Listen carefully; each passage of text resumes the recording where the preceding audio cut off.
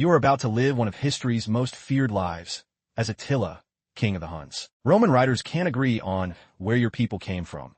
Some claim descent from exiled witches, others from a mythical stag that led hunters across the marshes into Europe. What's certain is this: your story starts on the grasslands east of the Danube River, around 406 AD. Your people, the Huns, are horse lords of the steppe, warriors who fire arrows at a full gallop. There are no cities here, no walls, just felt tents, wagons, and herds that move when the grass runs out. Rome has fought plenty of enemies, but never anything quite like this. As a boy, you're taught to ride almost before you can properly walk. One of them, Rugula, is ambitious enough to shape the man you'll become. You're a hostage, a boy traded to guarantee peace between two peoples who don't trust each other. You learn Latin.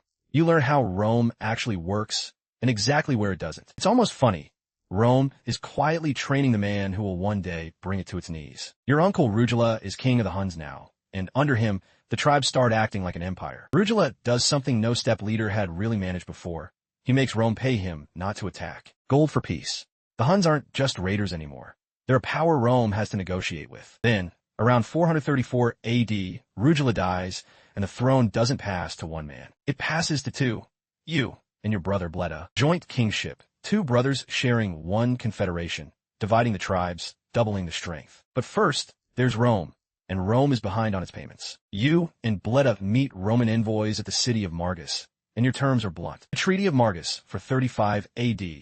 Rome agrees to pay 700 pounds of gold every single year. 700 pounds of gold, just so the Huns stay on their own side of the river. This isn't a barbarian begging at Rome's gates.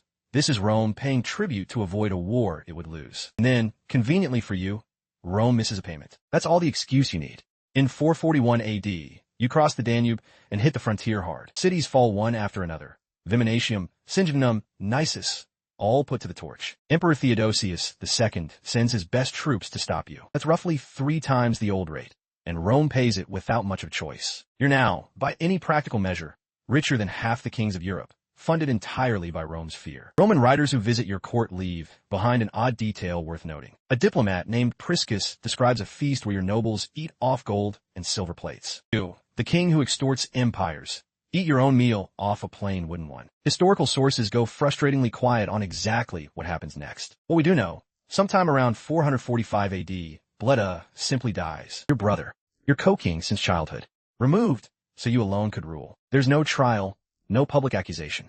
Bleda is just gone, and you are just king. From this point on, the Hunnic Empire has exactly one voice, and it belongs to you. And according to legend, something happens next that convinces your own people you were destined for this. A herdsman notices a cow limping, follows a trail of blood, and finds an old iron sword buried in the grass. He brings it straight to you, and you declare, "Is the sword of the war God himself." To your people, this isn't superstition. It's proof that you are meant to rule the entire world. So around 450 AD, your attention turns west, toward the empire Rome still calls its heart. And then something arrives at your court that becomes the perfect excuse for your biggest invasion yet. A ring, sent from the emperor's own sister, a woman named Honoria. Historians still argue over what she meant by it.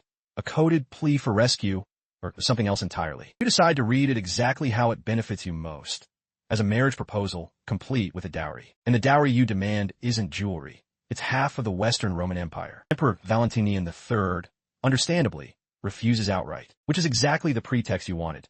Now this invasion looks like justice, not conquest. In 451 AD, you cross the Rhine with an army historians estimate in the tens of thousands. Gallic towns brace for the same fate the Danube frontier suffered a decade earlier. Metz falls and burns. Other towns simply surrender rather than share its ending. But Rome isn't finished. Not while it still has one general who can actually fight back. His name is Flavius Aetius, and he spent years building alliances for exactly this moment. A coalition of Romans, Visigoths, and allied tribes marches to intercept you deep in Gaul. The two armies collide near a place remembered as the Catalaunian Fields. It becomes one of the largest, bloodiest battles of the ancient world. The battle is brutal and close, and by nightfall, no one can honestly call it a clean victory. But here's the truth underneath the confusion. For the first time in your life, you're forced to retreat. Not destroyed, not captured, but stopped. And that alone cracks the myth that you're unbeatable. You pull your army back east out of Gaul, bruised, but very much alive. Northern Italian cities fall in quick succession, starting with Aquileia. Aquileia burns so completely that, according to tradition, it never fully recovers. Milan and Pavia surrender outright, rather than share Aquileia's fate. Rome itself lies open ahead of you now, The actual city, everyone still fears naming out loud. Pope Leo the First rides out personally to meet you, without soldiers, without weapons. What we do know is the outcome. You turn your army around and leave Italy without taking Rome. Maybe it's disease in your own camp or stretched supply lines. Or maybe it really is the old man's words. You withdraw east, back across the Alps, back to the heart of your empire on the plains. To the outside world, you're still the single most terrifying man alive, undefeated in every way that matters. Like most Hunnic kings, you already have multiple wives. Marriage, for you, is as political as it is personal. And in 453 AD, you decide to take one more, a young woman named Ildiko. There's a feast. There's wine. There's the kind of celebration expected for the man who terrified two empires. The next morning, nobody comes out of that tent. What they find is almost impossible to reconcile with the man you were. The most widely accepted explanation is almost embarrassingly ordinary. A severe nosebleed, lying on his back, drunk alone. Think about that for a second.